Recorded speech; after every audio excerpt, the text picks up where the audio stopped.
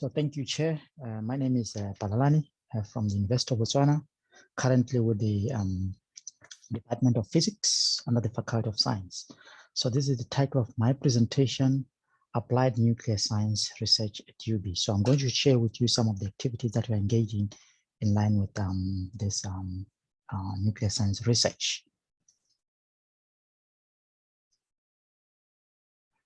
This is the outline of my presentation. I'll first touch on the motivation and the research and the focus of our research. I will then go on to highlight on some of the activities that we engage on. I'll also touch on the equipment or the relevant equipment that we have and the challenges that we have at the moment. I will also close my presentation with our future plans as a research group. So, the motivation of our research is centered around a number of things. One of them is to fulfill the UB vision and mission, right? Currently the institution is working towards, advancing the knowledge and understanding through excellence in research and applications. The institution is working towards improving economic and social development by high impact engagement with the business, the professions, the government, and the civil society. So we feel that our research will contribute significantly in pushing these missions. Secondly, our research is driven by the fact that our country, Botswana, is a mining country. Our economy is based on the mining. So, from the environmental management perspective, as well as the health perspective, we have noticed that there is some limited information, particularly on the radiation, on the environmental radiation monitoring. This information is very critical, especially when there are always mining activities, right? This is essentially for countries that are actively involved in mining activities such as ours. So also this information often is necessary for the government decision making, especially when it comes to health-related issues and environmental management issues. But to be specific, this is what we have noticed in terms of the missing or the limited information. We have observed that there is a limited baseline information on the level of natural occurring radioactive materials or elements such as uranium-238, thorium-232, potassium-40, mostly in the surface and underground drinking water. So the presence of these elements in drinking water is actually not good for our health. Some of these elements or some of the data of these radioactive elements actually lead to the development of cancer if not properly monitored. Also, we have observed that there's a limited baseline information on the level of these norms in the soil, especially in the active agricultural regions in the country. Also, in line with mining, right, we have observed that there's a limited baseline information on the quality of air in the active mining regions in the country. We know that most of our mining areas, we have towns there where there's a lot of population. So the presence of the radon gas as a result of mining can actually be a danger to our health. So there is always a need to actually have full information on how the air there is contaminated. So with this lack of information, our group has decided to venture into this area to try and create some sort of database on this information with the hope that whatever the outcome will be, the information will be critical or be helpful in the health sector as well as to our government in general when it comes to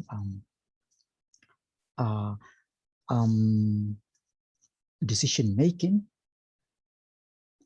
So basically, that's where our research is at the moment. So in order to push this agenda,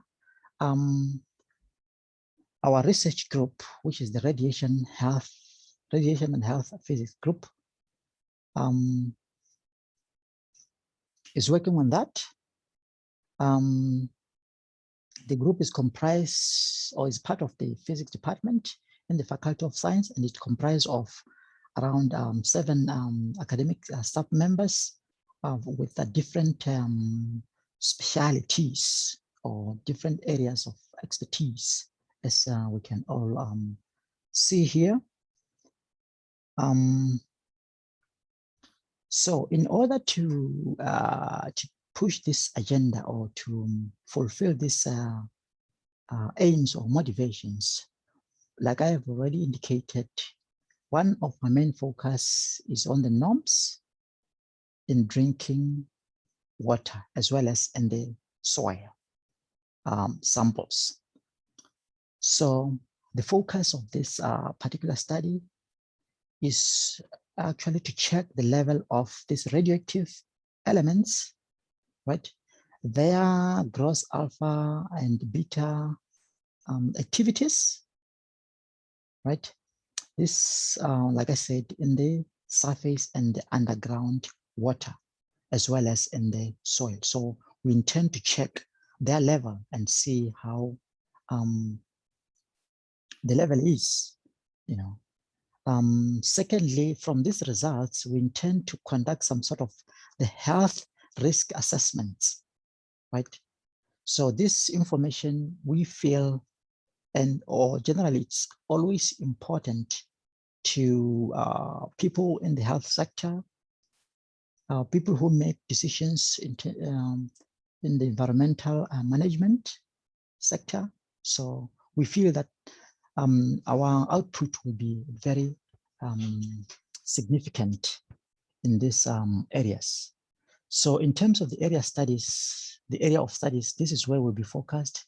Sirule area, the proposed uranium mining area in the country, somewhere in the central part of the country.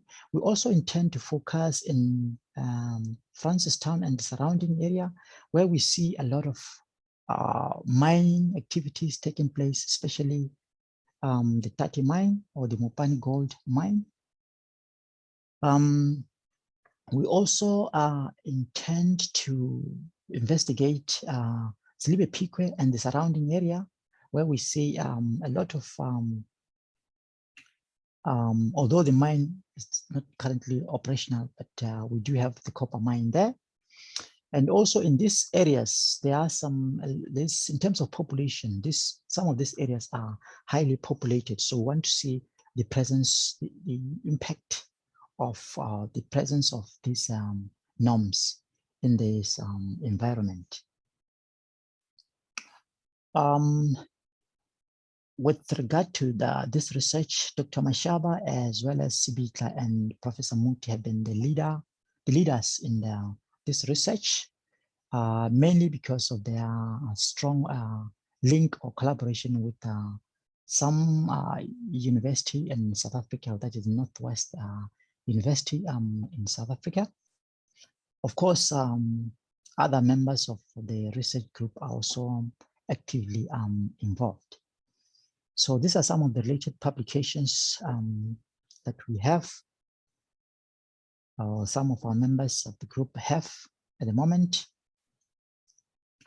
Another area of research that we're interested in is the radon monitoring in air. Like I said, we need to check, people need to check, we need to check the quality of the air, especially in the mining region or in the mining areas. So the focus of the study is to measure the radon gas in air, that is to check the quality of the inhaled air, particularly by the mining workers and the local people in the mine vicinity. So we feel that there is actually the need to check the quality of the air for the reasons that I've already mentioned. We intend to conduct the health risk assessment as well in order to help with decision makers in the health sector as well as the government as a whole. These are the areas of study, almost similar to the previous one. This Rule proposed proposed uranium mining area in the country. We also intend to investigate the mining towns because of the high population, as well as the mining activities that are ongoing in those areas. So also, Professor Muti have been leading this research together with some members of staff, as well as some postgraduate students. In terms of the output, these are some of the publications that are out there. We have, you can see that we already have the indoor radon monitoring in the region, the Mahalape region. So we have also the indoor and outdoor radon level monitoring in some areas in the country as a function of the time. So these are some of our publications. So in terms of the ongoing research, right? We also have a number of ongoing research in the environmental radioactive monitoring in the country.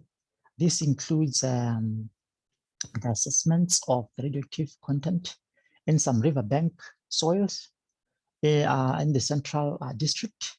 And this is the status of this research. So most of the stuff in this area, we are still looking at, we're at the result analysis stage. Also, we have the measurement of norms activities in soil samples in this rural area. Similarly, this is the status of the research. We do also have some work that is at the advanced stage. We are working on some papers. This is the assessments of heavy metals and evaluation of radiological hazard in water samples around and proposed uranium mining area, as well as the assessment of natural occurring radioactive materials in the gold mine around the Francistown area. So in terms of the equipment, this is one of the equipment that we have that is relevant to this environmental radioactive monitoring. This equipment, you call it the gamma spectrometer.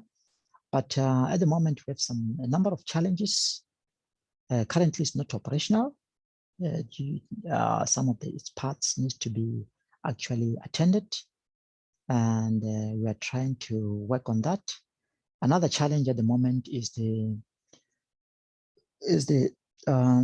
liquid shortage of the liquid nitrogen, because this machine actually this equipment really needs liquid nitrogen for it to operate. So currently the plant that actually generates this liquid nitrogen is also down. So we're trying to see whether it can be solved as well.